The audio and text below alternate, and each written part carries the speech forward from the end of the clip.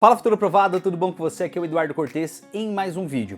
E hoje é um daqueles quadros no nosso canal onde eu respondo a dúvida da galera sobre como se preparar para provas e concursos públicos. Se você tiver qualquer tipo de dúvida em relação a como estudar para provas e concursos, deixa aqui embaixo nos comentários as suas dúvidas, sugestões, as suas críticas também, porque isso é muito importante. Deixa aqui embaixo nos comentários que eu vou estar respondendo nos próximos vídeos. Então, sem perder muito tempo, vamos para a primeira pergunta. Edu, qual dica você daria para quem está começando agora a estudar para concurso? Bem, a primeira dica que eu daria para você é a seguinte: escolha o concurso. Você precisa saber logo no início qual a carreira que você vai estudar. É policial? É fiscal? É administrativa? É bancária? É tribunal? Qual a carreira que você vai seguir? Porque isso é muito importante. Não adianta você chutar para qualquer direção. O barco que não sabe para onde quer ir, ele é guiado por qualquer vento. Então, saiba logo de início qual a carreira que você vai seguir dentro do serviço público. Segundo, qual o cargo que você vai escolher? Suponhamos que você tenha escolhido aí carreira policial. Então, dentro da polícia tem escrivão, tem investigador, tem agente, tem delegado, perito, papiloscopista, enfim. Você precisa direcionar o foco dos seus estudos para um cargo específico. Obviamente que no decorrer da sua preparação, tudo aquilo que você vai estudando, você vai reaproveitar em outras carreiras e em outros cargos também. Mas logo no início você deve definir a carreira e o cargo que você vai estudar. Terceiro, ter um bom planejamento de estudos. É muito importante logo no começo do seu estudo você ter um bom planejamento, uma boa estratégia de estudos. Não adianta você estudar um dia sim, 3 não. Não adianta você estudar na hora que você quiser, na hora que te dá na telha, né? Na hora que você tá feliz. Não é assim que funcionam as coisas. Quando você tem um bom planejamento de estudos, você consegue medir o seu desempenho, né? Consegue atingir metas mais tangíveis. Então é muito importante logo no início dos seus estudos, você montar uma estratégia de estudos e colocar tudo isso dentro de um planejamento. Vamos lá para a segunda pergunta. Edu, não consigo aprender sem assistir videoaula. Tenho dificuldade em ler o material. O que posso fazer para melhorar esse ponto? Quem perguntou aqui foi a Flávia Cardoso. Bem, Flávia, o negócio é o seguinte: se você aprende apenas assistindo videoaula, qual o mal nisso? Nenhum.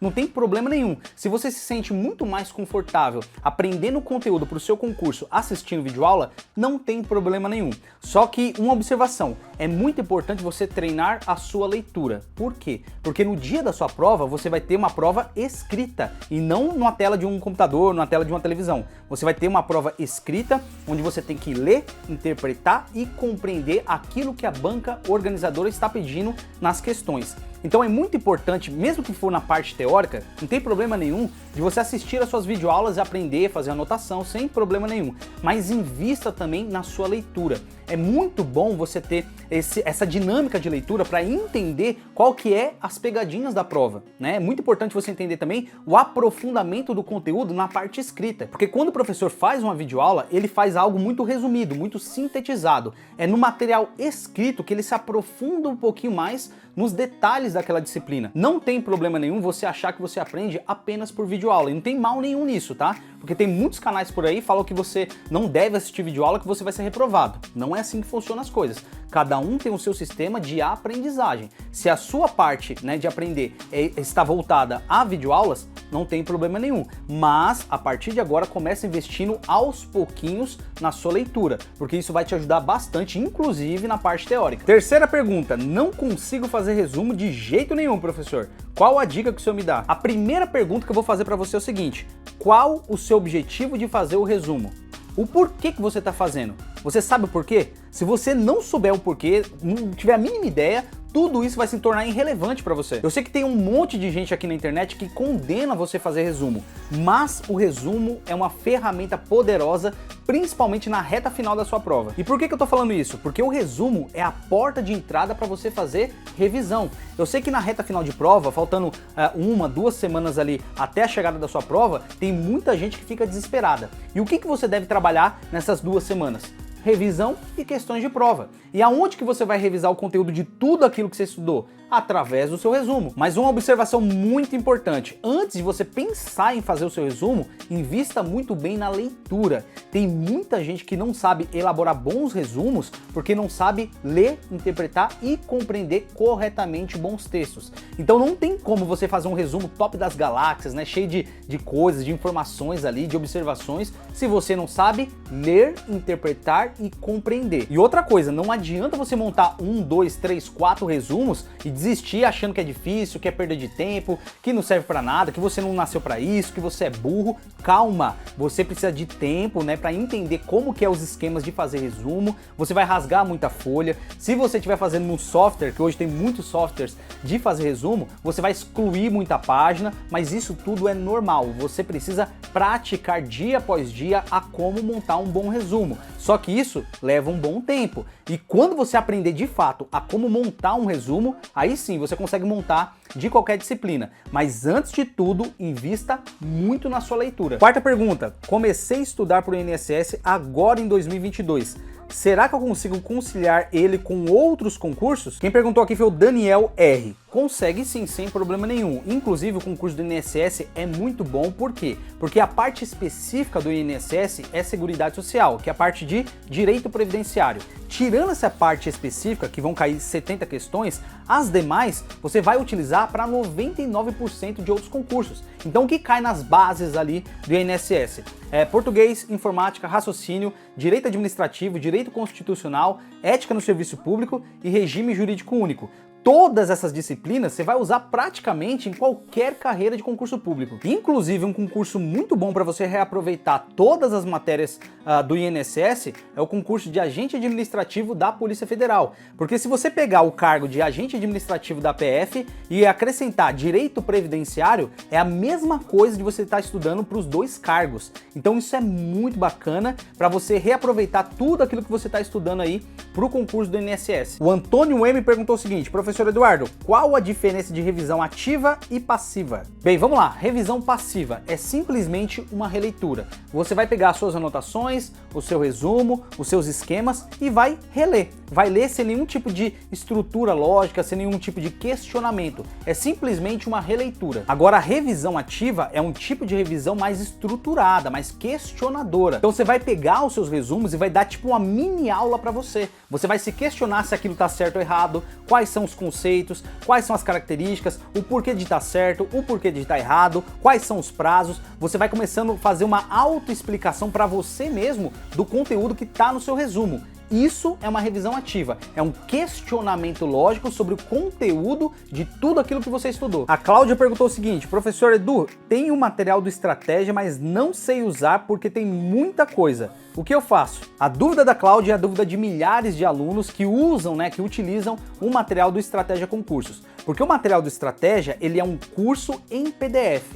Tudo aquilo que você tem na videoaula, você vai ter, inclusive mais aprofundado nos PDFs. Esse PDF do Estratégia, ele não é um material complementar, ele realmente é um curso completo em PDF das disciplinas. Só que tem um problema: os materiais do Estratégia Concursos, eles são muito extensos. É normal você pegar aí PDFs de 250, 300 páginas, e isso muitas vezes confunde a cabeça do estudante. Inclusive o Estratégia Concursos, vendo essa dificuldade dos alunos, criou o Trilha Estratégica, que é tipo um planejamento de estudos com o próprio material deles, para orientar melhor os alunos a como estudar todo aquele conteúdo. Só que aí tem outro problema: nem todos os alunos têm a mesma carga horária. Como que eu vou falar para um aluno que tem 2 horas para estudar por dia, ler 40 páginas, sendo que o outro também tem 5 horas para estudar? Então é muito discrepante. O que tem 2 horas para estudar por dia, fica muito mais difícil ler 40 páginas. Então o Trilha Estratégica é bom, mas ao mesmo tempo é ruim, porque ele generaliza muito o planejamento com o próprio material do Estratégia. Então qual a dica que eu vou dar aqui para você, Cláudia?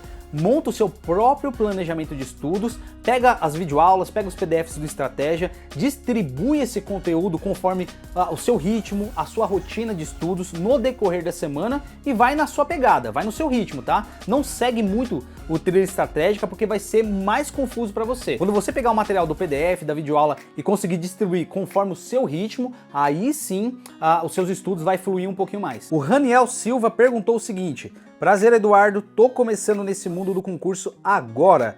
Tenho 2 horas para estudar por dia.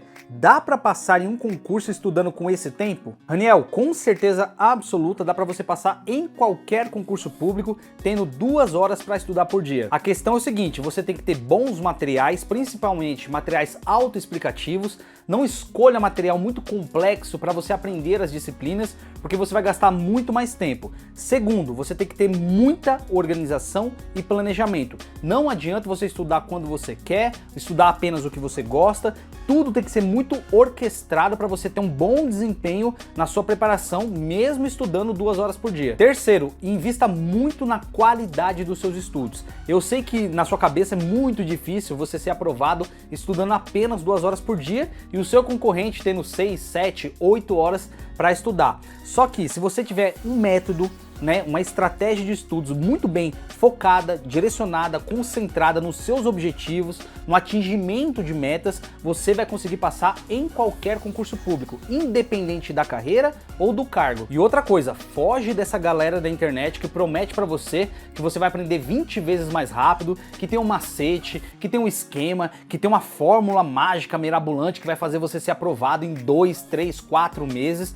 Foge desse pessoal, foca nos seus objetivos, em atingir as suas metas, cria um método de estudos, uma estratégia de estudos para você, individualizada, tá? Isso é muito importante. Quando você focar na qualidade do seu estudo, você vai começar a perceber que essas 2 horas, cara, passa rápido, mas você aprende de verdade. E a última pergunta aqui é da Elisa. Ela falou o seguinte: professor Eduardo, em 2021 eu me dediquei muito para concurso. Cheguei a fazer 12.500 questões no QC, mas mesmo assim minha pontuação não saiu de 78%. O que pode estar errado? Bem, Elisa, muito obrigado pela sua pergunta. A questão aqui é o seguinte: você focou, pelo que eu tô vendo aqui, muito na quantidade das questões que você estava fazendo no ano de 2021. Talvez você não tenha focado na qualidade em resolver questões. É muito importante você não fazer questões de qualquer jeito, e sim estudar as questões, saber o porquê e como aprender com as questões. Então você tem que estudar os enunciados, estudar as alternativas, estudar os comentários, saber o porquê você errou, saber o porquê você acertou, fazer anotação, fazer grifamento, entender conceito. Tem uma série de fatores que envolvem as questões. Então, quando você não foca muito na qualidade e sim na quantidade, a sua produtividade e eficiência na resolução de questões, ela não sai, ela estagna. E a questão aqui é o seguinte: o problema não foi você ter estagnado nos 78%, é você não ter entendido por que você não alcançou os outros 22%. Vou te dar um exemplo. Dentro desses 22% que você não conseguiu atingir, quais são os assuntos que você teve mais dificuldade e que teve baixa pontuação? Se você conseguir achar a raiz do problema dentro desses 22%, criar um funil, sabe? Aquele funil bem afunilado mesmo, dos assuntos que você teve mais dificuldade, os assuntos mais relevantes na sua prova e principalmente os assuntos que você teve baixa pontuação. Se você conseguir fazer um funil de tudo isso, montar um novo planejamento de estudos, você vai com certeza aumentar a sua eficiência aqui na resolução de questões. Bem, então esse foi o nosso perguntas e respostas. Se você tiver qualquer dúvida em relação a como você deve se preparar para provas e concursos públicos, deixa aqui embaixo nos comentários, porque eu posso ler o seu comentário e responder no próximo vídeo. Então eu espero ter te ajudado, tamo junto e é nóis!